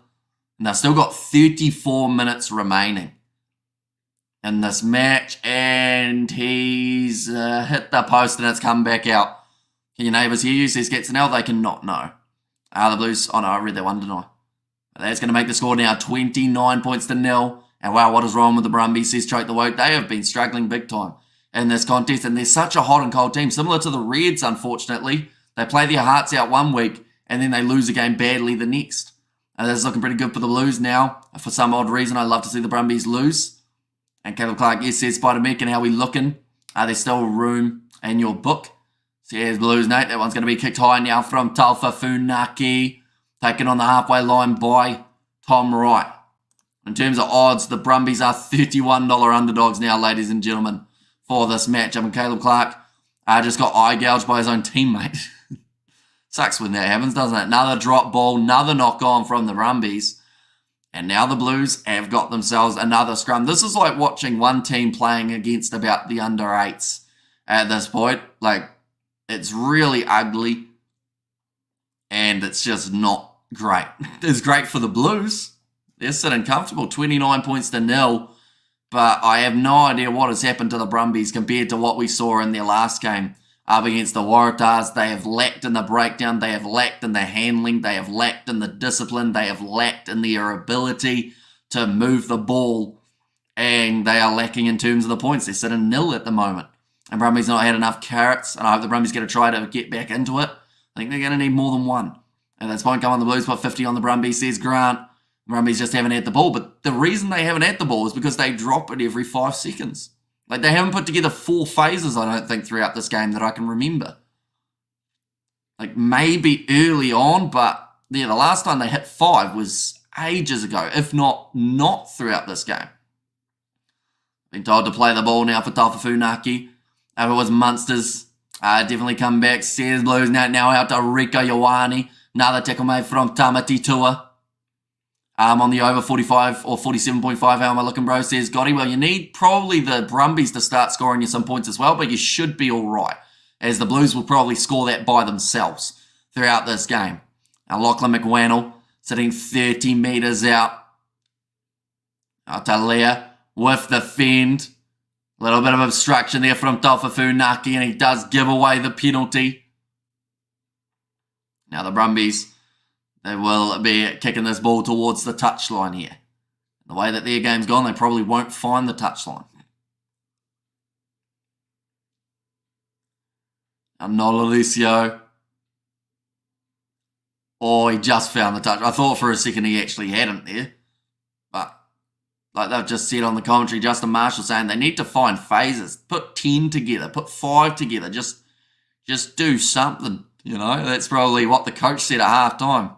With a few more profanities. Hang on. Lachlan McWannell was slow to get up, so they're now going upstairs to check something on the TMO. I forgot Tarval moved to the Blues. I believe the Brumbies given up. Well, this is going to summarise their game. If they've given away a foul play penalty here, it's against one white. Against James Slipper. Yeah, that's the shoulder to the head of Lachlan McWannell. It's probably going to be a penalty. Probably going to be a yellow card. And the Brumbies are now going to play with only 14 men on the field. And Brumbies need to skip their next game. Go back to basics. Unacceptable behaviour, says Cats. Now, well, the worst thing is they had a bye last week. So, like, you'd think they were fresh and they'd be ready to go. But it seems like the bye week is actually the worst thing that could have possibly happened to the Brumbies. On-field review for James Slipper. Usually Brumbies got the ref in their pocket. Just keep scoring. This is a bit unusual, far as I remember. Says Glenn Woods. And penalty for getting up too slowly, Sluffy. Yeah, James Slipper now going to the bin. One of the more experienced players on the field for the Brumbies. Still 30. This game's gone on for a long time. It's felt like. But that is because of so many stoppages, whether that's the knock-ons. The Blues will now march this one back up to the 22, where they will get another attacking chance here. Looks like a yellow to me, says Grant there. Yeah, I don't think it will be upgraded to a red, but yeah, it is at least a yellow anyway. Right. Harry Plummer now going to be kicking this one towards the touchline. Like I've just said, most experienced guy off the field. I guess for the Blues, they managed to score a try while they were playing with 14. Maybe that's what the Brumbies needed. One less man on the field, one less man to drop the ball. Time left, still 31 minutes in this game. It's a long one, that is for sure. As that run to the bunker now. Went to the bunker. Now, another line out here. for Ricky Riccatelli. Yeah, more rain falling as well at Eden Park, and yeah, Nate, that's a big loss. Going to have to dig deep. No, completion handicap got the cash. Says Bavani, and yeah, that rain is really starting to pile down. They mentioned that they had over 10,000 in pre-ticket sales, although I think that a lot of people have not gone to the game because of the weather conditions. Now they're going forward here, the Blues. Now getting very close. I think just short of the try line now. Taufa Funaki searching for it. See, Talia is ready for it, and he gets even closer to the try line. Ricky Riccatelli round the side. Good defence from Cadron Neville. And that looks close. They've knocked it on from Ofatoanga Fassi, who tried to go around the side of the breakdown. He made the meters. He just didn't have the ball with him. And then, do you think Munster will win today? It's going to be a tough game up against the Bulls side that will be full strength, seeing as they did leave them out for their loss in the quarterfinals of the Champions Cup. So, I think it's going to be a good game, but I can see the Bulls winning that one. And the Brumbies are still too upright on the tackle. Have they not received the memo about low tackle heights? Says Grant. And Crusaders win by plenty. And also, Blues can handle 13 on the field. Brumbies 14 against the Blues. Come on. Says Spider-Man and Bulls easily. Says Bavani, woohoo. Are both going at it, smashing boys. Says Blues, nay. Now 29 minutes still remaining in this game, ladies and gents. So they made a change of Jerome Brown. Now going to be making his way from the field.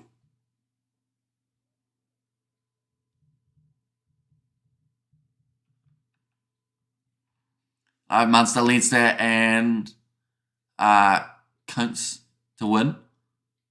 Says Connor. Oh, so you're going with the Irish boys. Did Ulster win yesterday? They did narrowly, getting themselves to win by 2 points over Cardiff.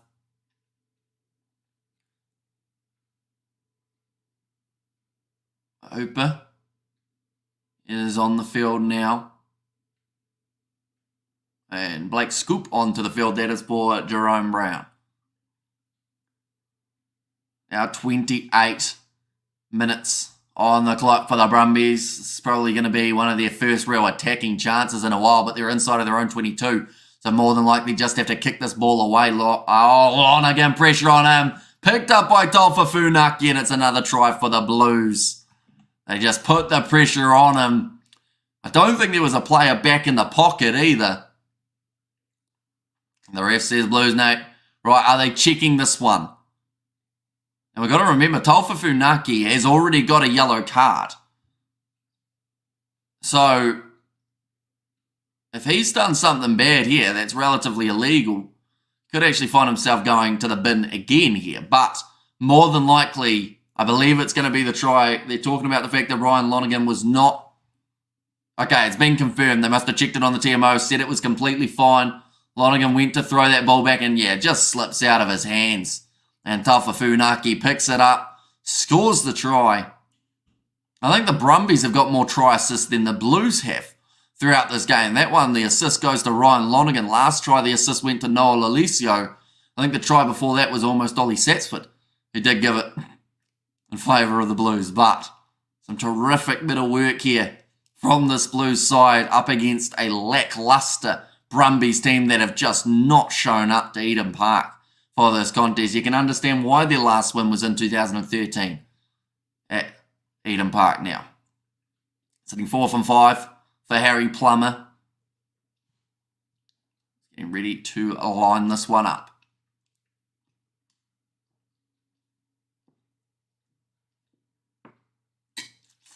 Does get it just inside of the right-hand post.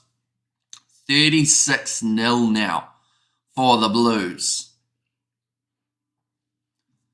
I'm just going to have a quick look. This is getting towards Brumbies versus Chiefs kind of territory now. Going to look through at all of the Brumbies fixtures. Stays a yellow, so they scored 40 points, conceded 16 against the Waratahs. Just looking for the most points. Like they got 60 to 21 over Moana Pacifica. Conceded 21, conceded 19. Conceded 46 to the Chiefs. That was back in week 2. And that is the most that they have conceded. I don't believe they've had a game where they've only scored 3 points, though. I believe their lowest was actually that game when they scored 12. Now the Blues pass on the outside to Mark Talia. Another opportunity opening up. That man doesn't pass it unless he absolutely has to. He does take the contact and got to be the worst Brumbies result. It's heading that way, and the Bulls are arguably heading for a triumph in the URC. Sears gets an hour. We'll have to wait and see, of course. It depends on where their playoff games are taking place. We've seen that they are not the best travelling side when it comes to the South African sides in the URC. Yeah, we'll have to wait and see what happens there, depending on who they play, of course. And Blues heading towards 50, and got to be the worst Brumbies result. And kick that time, Hammy time for a cuppa. He's on form, Funaki. Should leave Finley on the bench for now. What else we have got there? The Blues from Robert V. Like they're saying, the Blues just being lethal throughout this game, although it was a drop ball from Kiriwani.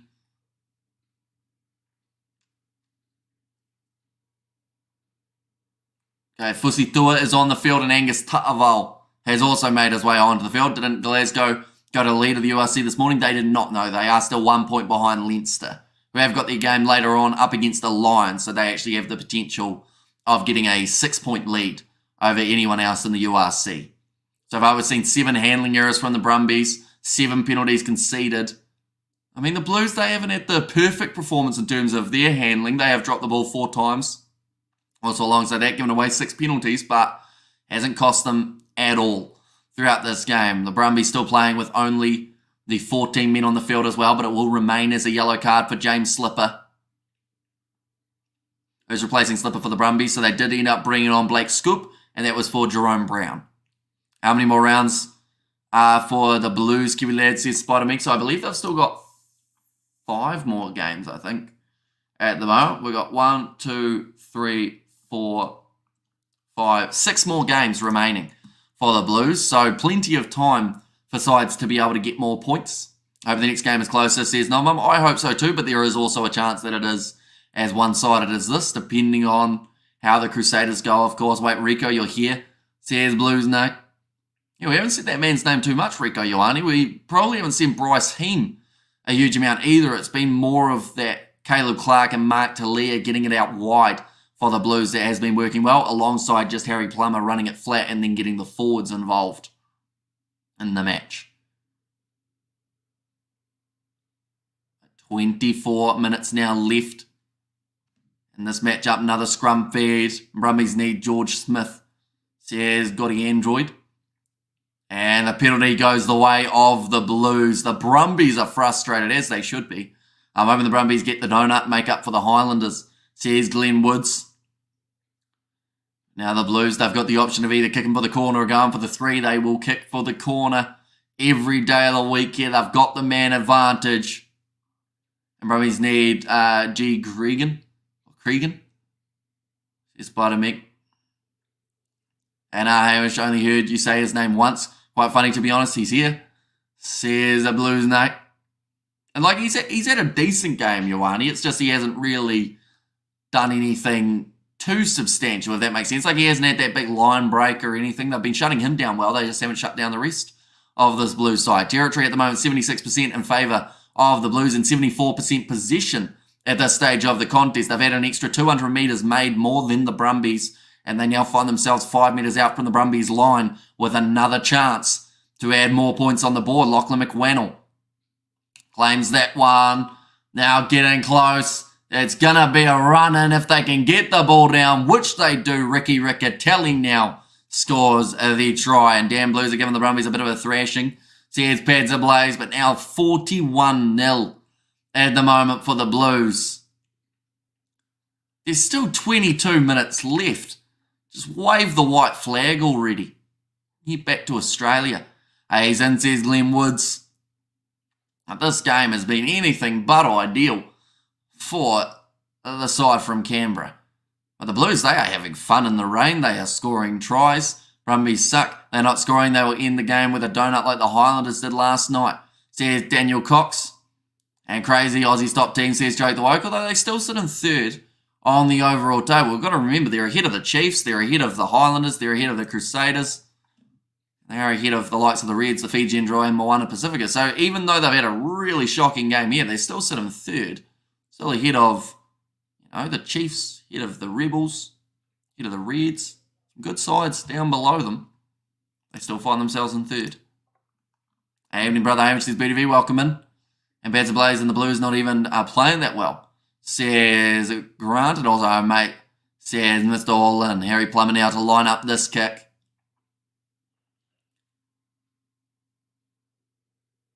And he's missed that one, Harry Plummer. So the score remains at 41 points to 0. Isn't the Brumbies Australia's best team, says Junior Riley. They're best in terms of the rankings on the table, currently sitting third, like I mentioned, on the same amount of points as the Blues heading into this game, having the same amount of victories as well. But that will change after this contest. What are the Brumbies doing then? Says Bads of Blaze. They're just butchering it, I think is the best way of describing it. They haven't been able to mount any sort of phase play, but that is because every time that they get the ball, they drop it, and Blues might even hit 60 at this rate. Says no, man, this is getting ugly now for the Brumbies. Keep it up, Blues. Says Grant, is there any team out there to tame the Rampage Blues? At the moment, the Hurricanes. They are the only side to have defeated the Blues this season. They did defeat them by more than the 7 points as well. I know that the Blues went for that last-minute kick and missed it, so they didn't receive the bonus point from that contest. I'm sure they'll want to have a rematch later on in the season. Alpha Funaki going back across to Harry Plummer with the cross kick, goes to Hoskins. Tutu being dragged down on the halfway line, but gets the offload away to Josh Fusitua. The ball's been knocked on, even 70 is possible. Says Pads Ablaze. Yeah, with the 20 minutes remaining, anything is possible at the moment. Brumbies are $101 underdogs in this game, which is fair enough. Hey, mate, when the white flag is for the French, don't disrespect us like that. Says Katzenel. As we got there, the ticks from Grant. So don't forget to check out Matakana Islands, good 7 spot VDV in there as well. Until has there been a nil win this year? There has. The game that took place yesterday, the most recent game of Super Rugby Pacific, was 31-0 in favour of the Reds. I'm losing my voice already. We've still got another about 6.5 hours of streaming that we're going to be doing today, so that's going to be interesting.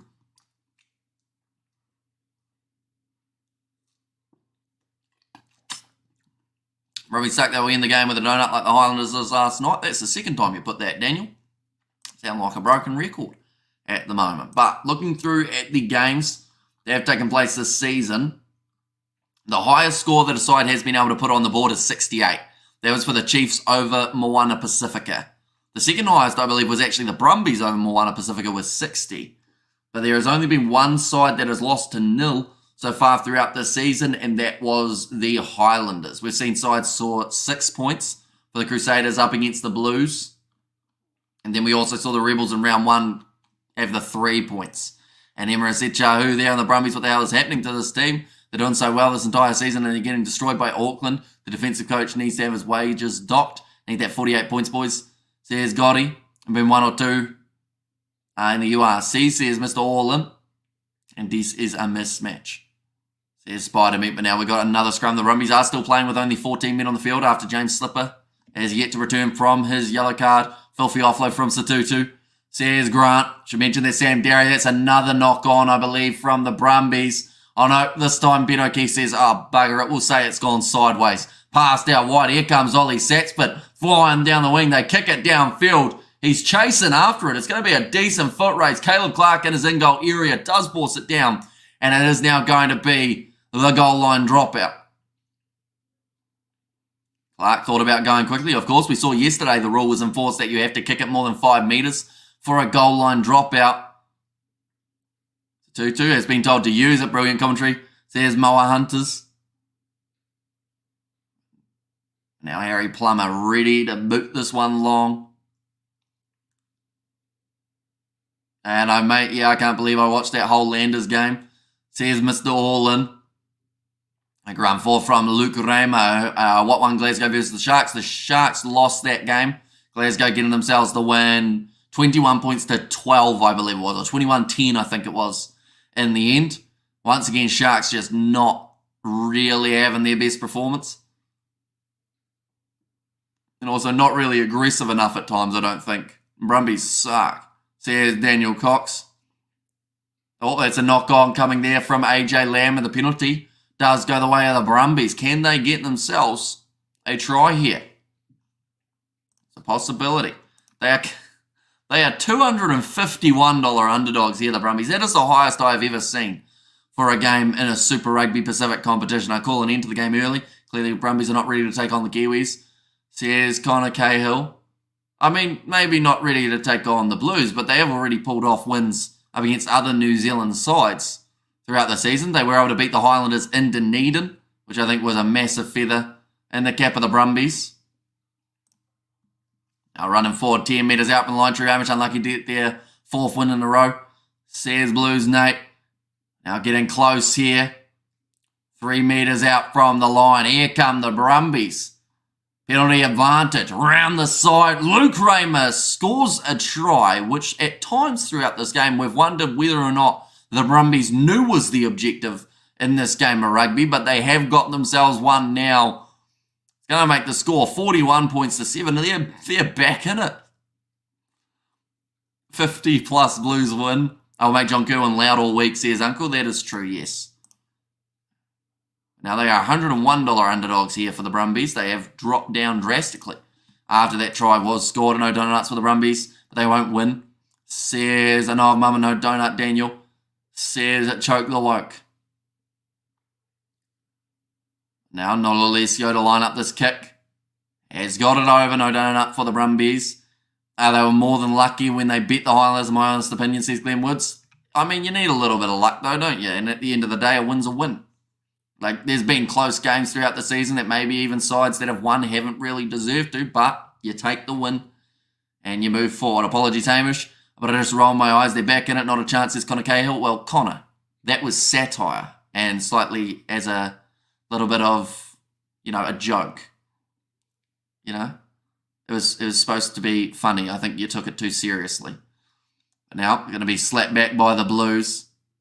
But fun fact, 15 minutes remaining in the game, the Brumbies are not scoring the points that they require because they need 34 more.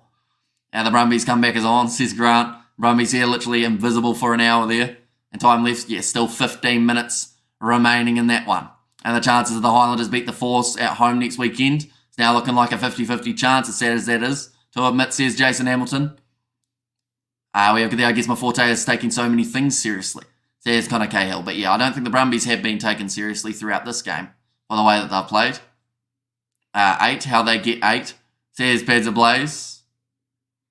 As that's all right, I just bet the house on the Brumbies comeback, says Fluffy. Well, that is very unfortunate. You might be able to cash out, because if you did it before the try, you might get a cheeky little bonus. That man is full Italian now. Says Mr. Orland. And go back to Australia, Brumbies. Says Daniel Cox. I mean, they will. That's where they live. Brumbies put on a shameless performance. Pathetic, really. They didn't deserve the try. Says Katzenell. I think it's actually quite impressive, though, to go through a whole game with not being able to make up 5 phases and still manage to score a try. I think it's probably some sort of record. And scoreboard has done sometimes. He's got the 7 now. Badza, it should have headed home with no points. Says Katzenell. But it looks like Jack Dibrenzini now going to be making his way onto the field. 41-7, says JS. 77 matches. He's moved around a bit. Jack Dibrenzini. He's played for the Rebels. He's played for the Crusaders. He's been in Japan. He's definitely enjoyed signing contracts for different sides. Now finds himself at the Brumbies. Ball's being thrown in. Nicely taken by the Brumbies. They've turned over the line out of the Blues. I think they just decided they'll wait for the last 15 minutes and then go for it. It's probably not the best tactic. That is almost another knock on. This time it's going to be in the hands now of Sam Derry. Recently came back from injury. My bet was plus 37.5. Now Rico Ioane, skip pass. Not turned over by Corey Toll. Kicked downfield by Cole Forbes, who was partially obstructed. And Dibrenzini's in his in-goal area. You can put the ball down, Brumbies. They decide instead, we have a crack. We'll chuck it 4. Now Hoskins at 2-2. Please pray for me. Says the JS and Brumbies are just as bad as the Highlanders, says Jimmy Cooper. Although they've been able to score a try, which I think is a big bonus. Knock on there from Harry Plummer. Brumbies back in possession. I just realised I praised the... Oh, that's a terrible kick from Jack de Brenzini. It's gone 1 metre. Yeah, I realised I praised the Brumbies in the first minute of the game for looking physical in the breakdown, and that was the only minute that they looked physical in the breakdown. The rest of the game, they just haven't looked like they've wanted to go in there. Maybe that is because they've been pinged so many times for infringing in those breakdowns. Good tackle, Raymer. Says Blues, Nate. Now 12 minutes remaining. Where's the position on the field right now? Says JS. It is currently in the possession of the Brumbies, and they are about 28 metres out from their own line. Hello, amateur chat. Says Gareth, welcome in. You are doing very well. Of course, 3 games of the URC around the corner that we are covering, ladies and gentlemen. The first of which between Lions and Leinster. If you are new to the channel, be sure to hit that subscribe button. There goes my 2412. Says Blues, Nate. And there was little talk that the Brumbies are where they are on the table because they played easy games or easy teams. Says Uncle, I mean, they've still got to finish the season though. And, you know, they've got some tough games around the corner. Hello, mate. Hope you're well. Says Beds Ablaze. And good morning, evening. Says Fleshin. Did they just take 2 points off the Brumbies? Did we just see that, or did they change the time? The Brumbies are on 7, though, ladies and gentlemen. I don't know why they took away 2 points off them. It's a bit mean, I would think, seeing as they finally got over the try line. 11 minutes remaining. It is going to be the line out for the Blues on the halfway line. Is this a Spanner convention? Says Fluffy. And good evening, Gareth. Says a Blues, Nate. And there's a good morning. Finally, you decide to show your face.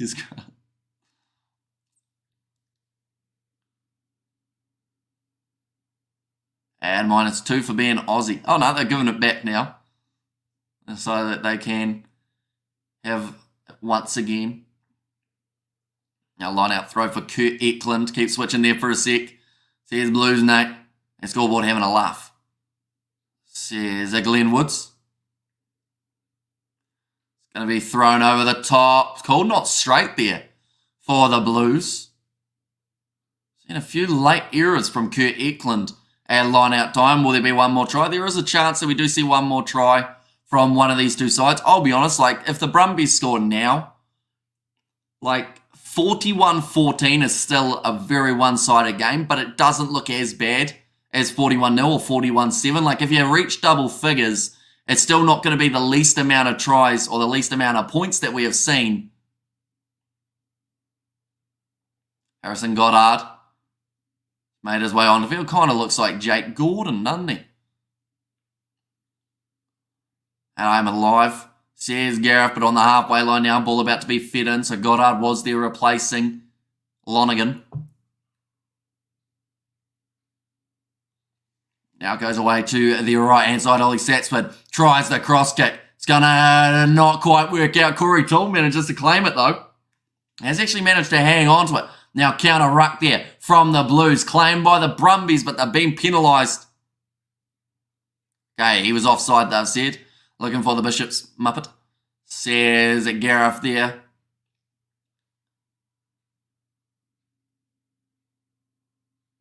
They're just saying on the commentary, everyone was hoping for a real competitive game, a good game of rugby. And this, like, it's been a very good game for the Blues, but not so much for the neutral spectator who was hoping to see how close this game would end up being. Position now, says JS currently, they are sitting inside of their own half, the Blues, taking the kick from Harry Plummer, getting it down towards the touchline, and it has now gone into touch. And I would say that at the moment they are about... I'd say that that's, or he's still walking back, that's about 26.78 centimetres or 28 metres out from the line, I would say. I was getting a bit too specific there, but you want the exact location, of course. Now Noel Alessio goes across to Jack de Brinczini to Hudson Creighton. That man's name, I think I said it once throughout the game, but that is a fantastic kick downfield. Hasn't found touch, though. So now the Blues are able to counter back. That is too high from Tom Wright. Needs to try and tackle around the waist. Brumbies with the counter ruck, and they win themselves the penalty. Not seen him here today. I was hoping to catch him too. Here's a Grant. Seems so amigo. Here's Fleshin. A ball carrier hanging on that has gone against Cole Forbes, but Anton Segner. He's actually late changed, coming in rather than Adrian Choate, who was going to be off the bench. And yeah, the true Blues are just too good. Saders and Force might be a good game. says Mr. All, and I hope it is. I hope it's a lot closer than this, but there is also a chance that that scoreline could be relatively similar. Are you man or Muppet? Says Fluffy, and Brumbies got the ball. They do indeed from 10 metres out from the line. They are now looking for their rolling maul, looking to feed this one back through. Nice attacking run there. Mark Dalia trying to get in the breakdown. Hasn't got the turnover. Now Goddard goes across to Rob Valentini. The ball sitting out the side. Josh Fusitua manages to get the ball back and up the Blues this week. Down the NRL WAS. The Blues now another chance here. Does this game make the Blues among the favourites? Says Katzenell. I mean, they were already amongst the favourites, so I'd say they probably, yes, getting a win here up against the Brumbies in this fashion is very well done, but I feel like people still did expect the Blues to win this game and did expect them to be second on the table at the end of this game. So they're still considered slight favourites in terms of the overall competition alongside the Hurricanes. What did the Bishop do? Was he hopping? The ball is loose. Brumbies unable to claim their own line out, which now gives Kurt Eklund a chance to bust through the line. Tackled by Rob Bellatini. Now Knock fires it across to Harry Plummer into the midfield for AJ Lamb. The Brumbies have looked a lot better throughout this last 20 minutes of the game. Yes, they are still looking like they might concede one more try before the end. Here comes Mark Dalia moving up to the halfway line, tackled by Harrison Goddard. Knock. Going to the right-hand side. Off to Hoskins Satutu. Dragged down again. Now Knock. On away to Harry Plummer.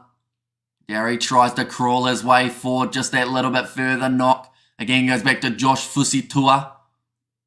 It's probably the most phases we've actually seen from the Blues in the last maybe 10 or 15 minutes. Another offload goes up to Knock. Passes off to Caleb Clark. Tackled inside of the 22. Corey Toole, I think he's got the clean turnover there, although it has gone back into the hands of the Blues. Location 10 metres out from the line.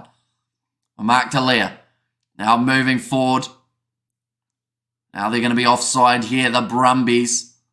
Ball has popped out the back door, and they will go back for another penalty. Last year was the last chance for a title for the Chiefs for a while yet, says Rob G. Although, Super Rugby, you're just going to be in the top 8. That's the big thing.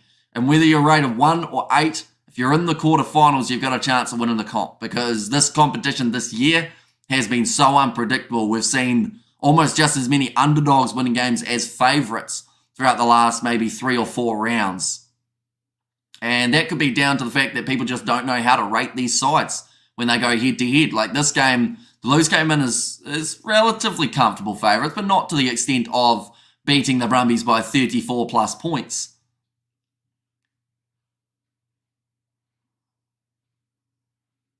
Looks like Hudson Creighton may have taken a bit of a knock to the top of his eyeball, or kind of around the eyebrow as well there. Now going to be a scrum for the Blues, who are 10 metres out from the line, and he made us cross. Says Grant. The next games for the Blues, they have got the Reds away from home, the Rebels away from home, and then they go against the Hurricanes and the Highlanders, both at home, facing the Crusaders in the last round.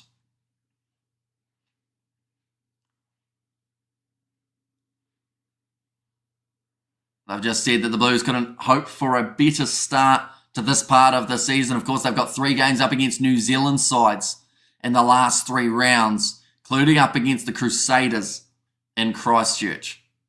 41-14, says Uncle there. Now 4.5 minutes remaining in this contest. Another change being made. It looks like Jerome Brown making his way back out there. And this game represents the rot in Australian rugby. I wonder in 10 years what it will be like. Argentine teams should be added, says Katzenell. So I'll ask you the same question, Katzenell, that I asked earlier on. What would you say the 31-0 win for the Reds up against the Highlanders represented? Because that's one of the biggest wins we've seen for an Australian side over a New Zealand side. It's the only time we've seen a New Zealand side be held to 0 throughout the Super Rugby competition, and the Reds made it look easy. So what would you say for that game rather than just this one? And well, at least the ref been okay in this game. By the sounds of things, location, they are 5 metres out from the line still, JS. They haven't really moved too much further forward, but when they do, I will be sure to let you know. Hoskins at 2-2. They are now over the line, JS, so they have scored the try, and that is now going to add just a few more points in the favour of the Blues, so the Chiefs or Crusaders sneak in and win the title. Says Flesh in there. And Mark Delia is made of some material, or same material as the ball. The Brumbies can't hold on to it, says Grant Swart. It was quite well done, Grant. I know I didn't give much of a reaction to it, but I read it and I liked it, you know. Just round the side of the breakdown, Mark Delia avoiding the Brumbies defenders. And then just out from the line, it was nice and easy for us. And we have got the Otherlanders are our weakest team, and the Brumbies are their best team, says a junior writer, but the argument still has to be made. You know, the Brumbies up against the Highlanders, you know, they were able to get themselves the win over the Landers by only a smaller margin. When the Reds played the Brumbies, it was a very close game. So, like, you know, Australian sides, we've mentioned about it already. They have already got as many wins as they had last season throughout the first about 9 weeks of the competition. They have got 6 wins. New Zealand sides after this game will now have 8. So it's pretty much, you know, it's only 60-40 in terms of the splits. The Reds are an outlier. Okay, so one of the Australian sides you're saying does not fall into the rule of Australian rugby in general. Got it. I'm waiting for Cricket Hamish. He's on a roll. Grant Swart's very good. And all the Chiefs make the final again and get their revenge, says Uncle. Now, 2 minutes remaining. 46 points to 7 the way that it currently sits. Now, an interesting stat is that the Brumbies lost to the Chiefs 46 points, I think it was it 46? We'll just find it. Yeah, 46 points to 12. There is a chance that we could see that exact same scoreline here if the Brumbies can get themselves one last try in this contest. Will Jordan be in the Crusaders game today versus the Force? He will not know. He's still out for the rest of the season, but Kurtley Beale going to be making the return for the Western Force. And Jack Dabringzini, 40 metres out from the line at the moment. Now popping in a mind, Noel Alessio. He has knocked that ball backwards. No, they've called it as a forward. Knock on. And then it was knocked on by Angus Ta'aval. So they will go back for the original scrum feed in favour of the Blues again. I guess I lost any chance of a Brumbies try, says JS. I would say so, yeah. If they keep dropping the ball, it's going to make it difficult. The next games for the Brumbies, they have got a home game up against the Hurricanes, then a home game up against the Drua, away up against the Tars, then Crusaders and the Rebels, both at home. So the Brumbies actually have 4 of 5 home games. I never felt so vile. Hamish defending Australian rugby, says Katzenell. Well, that was embarrassing, says DJ Shack. And I, Hamish, did you have chicken for lunch or dinner? Nice weather in Durban today. Plenty of people on the bench, says Brian. But I wouldn't say so much that I'm offending or defending Australian rugby. I would say I'm more so defending the competition because, you know, like so many times over the years, people have said sack certain teams, but they don't realise that if you lose Aoipa teams, like, yes, New Zealand sides could just play New Zealand sides, but, you know, you kind of lose that feel of Super Rugby and, you know, there's always going to be one-sided games throughout a season, but the Australian sides have made improvements this year compared to what we have seen in past seasons, and I would still much prefer having a competition with Australian sides than just seeing New Zealand play each other each and every week. And Kurtley Bell coming back to the Force says enough about Australian rugby, and now they're going to kick this one into touch, taking the quick tap and booting it out. That'll make the score 46 points to 7, the win for the Blues over the Brumbies. The Brumbies got the ball, they do not. It has been kicked in a touch and it is full time. And Kishar says Mr.